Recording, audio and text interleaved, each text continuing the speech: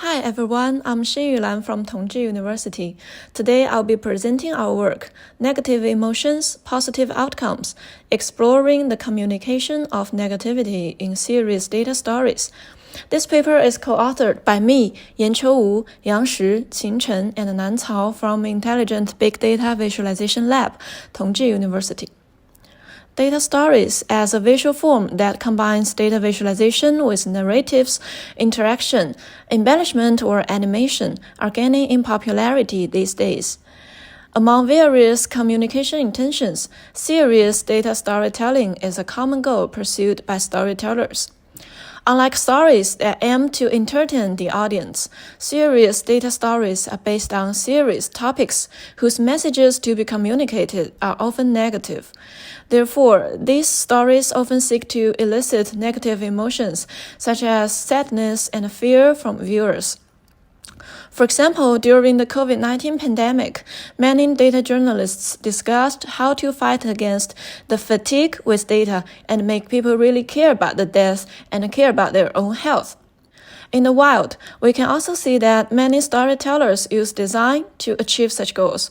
For example, this data video uses dark colors and powerful cinematic narratives to tell a sad story about the death in World War II.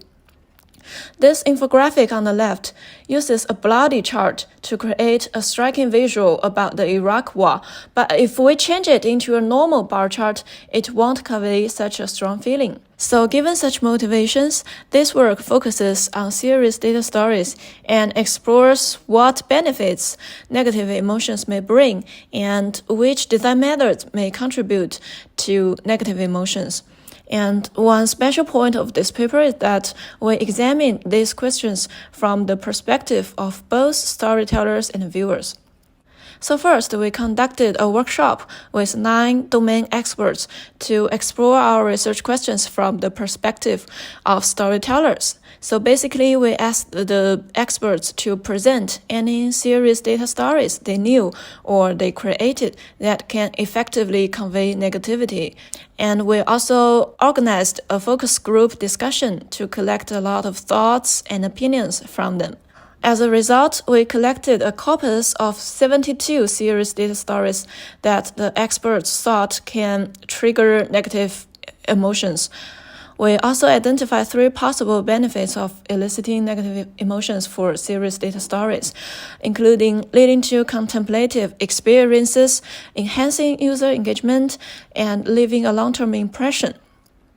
Besides, we identified 19 potential design methods that may augment negative emotions. These design methods are grouped into 6 strategies. For example, the design methods in S1 are all about sensory challenges, such as using a lot of red.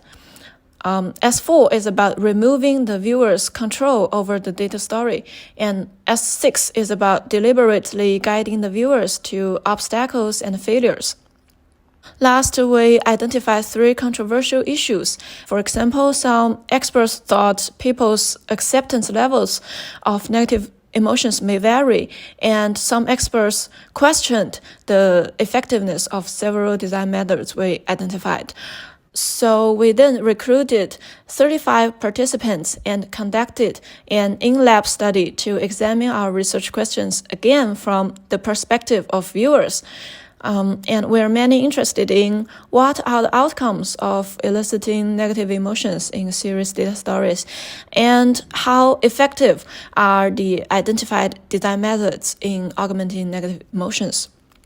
We used the 13 data stories about COVID-19 selected from the corpus we collected as the stimuli, and we measured whether the stimuli can elicit negative emotions as expected and what are the outcomes, including the contemplative experiences, user engagement, whether the participants liked or enjoyed experiencing the emotions, which is also called meta-emotion, as well as the long-term recall. During the in-lab study, each participant viewed 3 stories randomly selected from the stimuli and filled out a questionnaire to report their emotions and rate these indicators after they finished viewing each of the 3 stories. Following this step, we also interviewed the participants and asked them to describe how and why their negative emotions occurred in detail when viewing each of the 3 stories. 2 to 3 weeks after the in-lab study, we conducted another online interview with the participants to assess their long-term recall. So here are the results. First, we analyzed the data about the outcomes, and we found that the mean score of negative emotions showed a significantly positive relationship with the indicators of contemplative experiences. And it showed a significant positive relationship with limited aspects of user engagement, but it did not show a significant relationship with meta-emotion. So in other words, some participants indeed did not like or enjoy experiencing negative emotions. Last, we found that although the participants' memory about the data faded away, the negative emotions they experienced stuck into their minds, more or less. Then we analyzed the data about design. First, we found that the 19 design methods showed varied effectiveness in augmenting negative emotions. Some design methods, such as the role-playing game, have shown very high effectiveness, while some design methods, such as the use of sharp, distorted shapes and the fade-out effect, were not so effective.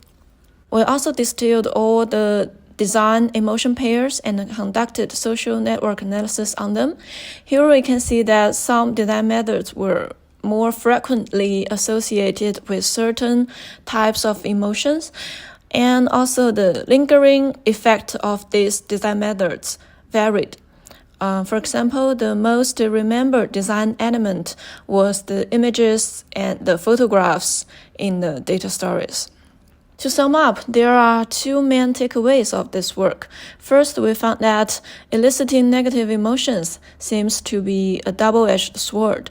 In the context of serious data storytelling, we found that negative emotions contributed to contemplative experience and long-term recall. However, the pitfalls of eliciting negative emotions are still controversial. Second, we found that there may be a gap between the expectations of storytellers and the real experience of viewers. Specifically, we observed the 3 factors that may influence the effective communication of negativity, including the visualization literacy of viewers, their thinking styles, and emotional intelligence. So we think these factors are worthy of more future investigation. Thank you very much.